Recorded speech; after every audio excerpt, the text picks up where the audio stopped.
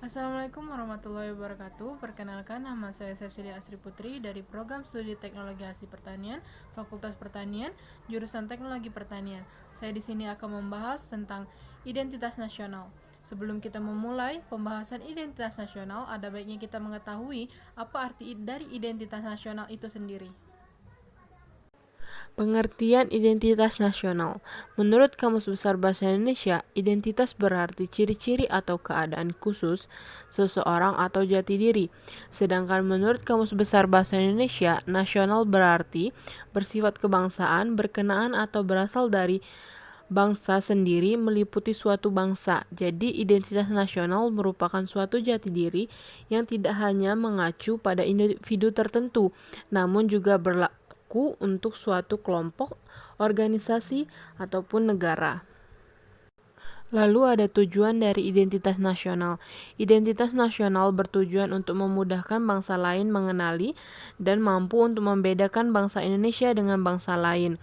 Seperti pada Undang-Undang Dasar Negara Republik Indonesia tahun 1945 pada bab 15 tentang bendera, bahasa, dan lambang negara, serta lagu kebangsaan, di mana semua itu merupakan identitas sebuah negara yang dapat membedakan negara Indonesia dengan negara lain, seperti halnya dengan identitas seseorang atau perorangan yang menunjukkan orang tersebut memiliki identitas dengan ditunjukkannya adanya kartu tanda penduduk atau KTP atau ID card. Jika ada yang mengambil identitas atau kebudayaan dari suatu negara, dapat dituntut secara hukum, tetapi sebelum itu kita harus melakukan hak paten terlebih dahulu pada identitas negara tersebut.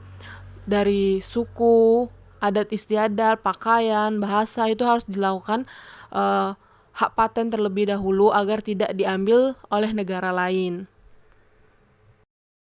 Selanjutnya ada fungsi identitas nasional. Pertama, sebagai alat pemersatu bangsa, di mana identitas memiliki berbagai macam suku, agama, dan budaya.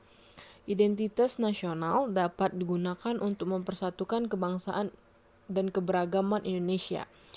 Kedua, sebagai pembeda dengan bangsa lain, identitas nasional mempunyai suatu ciri-ciri, tanda, dan ciri khas akan suatu negara. Contohnya seperti Indonesia memiliki berbagai bahasa daerah, adat istiadat, baju daerah, dan lain-lain, di mana semua itu merupakan ciri dari identitas nasional negara Indonesia.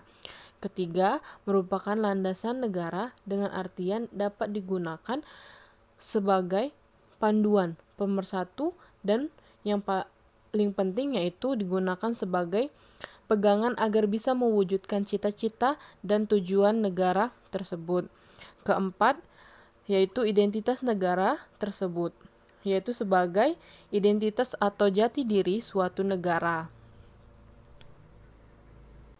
Jadi itulah fungsi dari identitas nasional. Identitas nasional sangat penting bagi suatu negara. Yang telah saya sebutkan tadi dari fungsi-fungsinya, salah satunya yaitu alat pemersatu bangsa. Seperti Indonesia memiliki banyak keberagaman, banyak kebudayaan dari suku bangsa, ada istiadat, bahasa, dan lain-lain. Nah, dari situ kita bisa melihat dari agama. Jadi biarpun kita memiliki banyak keberagaman, tetapi kita harus memiliki rasa toleransi, rasa saling menghormati agar dari identitas nasional tersebut kita bisa menunjukkan persatuan bangsa kita. Kita bisa memperkuat persatuan negara Indonesia dengan toleransi, dengan saling menghormati perbedaan yang ada. Lalu ada unsur-unsur pembentuk identitas nasional. Pertama, agama. Seperti pada Pancasila, sila pertama yang menyebutkan ketuhanan yang Maha Esa.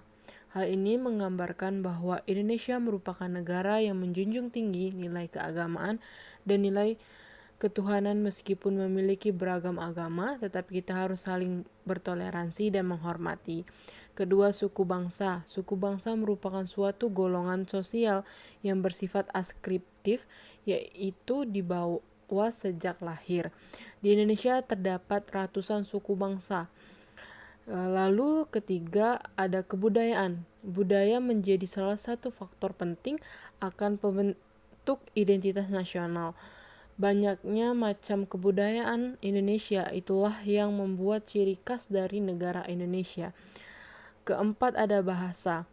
Di Indonesia memiliki banyak bahasa daerah. Dari setiap daerah memiliki bahasa sendiri yang berbeda-beda.